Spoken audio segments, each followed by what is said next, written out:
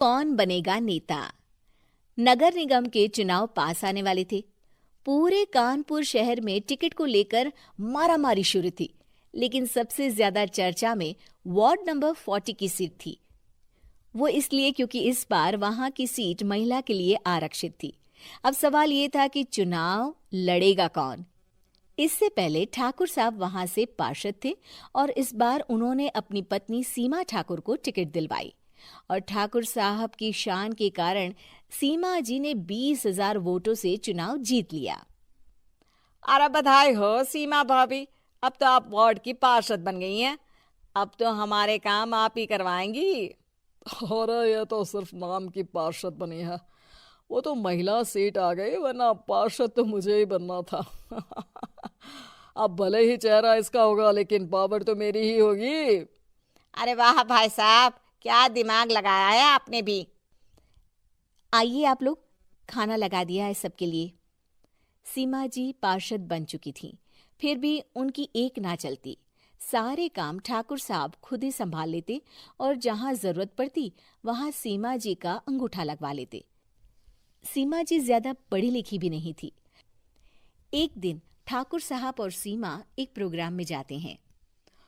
अरे ठाकुर साहब, आप आ गए। ओहो, पार्षद मैडम भी आ गई हैं। स्वागत है आप दोनों का। लगता है हमारे पार्षद फंड का सही इस्तेमाल हो रहा है। चलिए अब उद्घाटन करते हैं। ये लीजिए ठाकुर साहब कैची, आप ही सबसे पहले प्रवेश कीजिए। सब लोग आगे निकल जाते हैं और सीमा जी पार्षद होने के बावजूद भी पीछे खड़ी रह जाती हैं। वो देखती हैं कि वेलकम बोर्ड पर उनका नाम है, लेकिन महिला होने के कारण कोई उनका सम्मान नहीं कर रहा। अगले दिन एक आदमी उनके घर आता है। अरे ठाकुर साहब नमस्कार। कल ना हम नोटिस किए कि हमारा घर तो अवैध है और नगर निगम वाले उसे तोड़ने आ रहे हैं।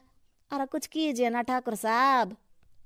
देखो भाई, मैं तो ज्यादा कुछ कर नहीं सकता, पर अगर तुम सबकी जेब गर्म कर दो तो कुछ हो सकता है। कुल मिलाकर 4 लाख लगेंगे। अरे 4 लाख ठाकुर साहब? अरे भाई, मैं अपने लिए नहीं मांग रहा हूँ। दरोगा है, इंजीनियर बाबू है, बड़े साहब है, सबको देना पड़ता है ना थोड़ा थोड़ा। बोलो है मंजूर? तभी वहां अचानक सीमा जी आ जाती हैं। अरे ये आप क्या कर रहे हैं? पहले इन्हीं लोगों से तो आपने वोट मांगे, अब इनसे ही पैसे ले रहे हो। अरे चुप रहो तुम। तुम्हारा काम है सिर्फ अंगूठा लगाना, तुम वही किया करो।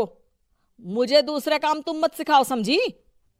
और तुम ना जाओ, अब पैसे लेकर आओ, वरना जेसीबी किसी भी वक्त आती होगी। सब कुछ ऐसे ही चलते रहता है।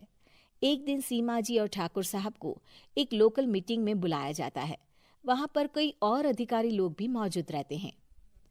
अब मैं चाहूंगा कि ठाकुर साहब हमारे बीच 2 शब्द कहें। मेरे प्यारे भाइयों और बहनों, आज मेरा सौभाग्य है कि मैं आप सबकी सेवा दिन रात कर पा रहा हूं। आपने मेरी पत्नी को भारी मतों से जिताया है, इसलिए मैं आप सभी का शुक्रगुजार हूं। मैं आप सबसे वादा करता हूं कि हमेशा की तरह हमारे वार्ड में किसी को कोई तकलीफ नहीं आने दूंगा। सभी लोग तालियां बजाने लगते हैं। अब मैं माननीय पार्षद मैडम को स्टेज पे बुलाना चाहूंगा। अपने नाम को बुलाया सुनकर सीमा जी एकदम चौंक जाती है। उन्हें बिल्कुल उम्मीद नहीं थी कि इतनी बड़ी जगह उन्हें मंच पर बुलाया जाएगा। जैसे तैसे वो मंच पर चढ़ती हैं। ऊपर जाते ही सीमा जी को सारी पुरानी बातें याद आ जाती हैं कि किस तरह उनके पति उन्हें कभी भी आगे बढ़ने नहीं देते और उनके नाम से गलत काम करते हैं। वो बोलने लगती हैं। मैं आपके वार्ड की पार्षद सीमा हूं। आप में से बहुत कम लोग ही मुझे जानते होंगे, क्योंकि इससे पहले मुझे कभी ऐसा मौका ही नहीं मिला। सारे मौके मेरे पार्षद पति यानी आपके ठाकुर साहब ही लेते रहे, लेकिन आज ये मौका मुझे मिला है तो मैं इसे ऐसे ही नहीं जाने दूंगी। मैं आपको ये बताना चाहती हूँ कि आपके ठाकुर साहब मेरे नाम की आड़ में गैर कानूनी काम करते हैं, जिस पर अंगूठों के निशान मेरे होते थे। इसीलिए मैं अपनी गलती मानती हूँ और आज अपने पद से इस्तीफा देती हूँ, ताकि आगे से कोई गलत काम ना हो पाए। अब फैसला आप सबके हाथ में है कि आप हमें क्या सजा देना चाहते हैं।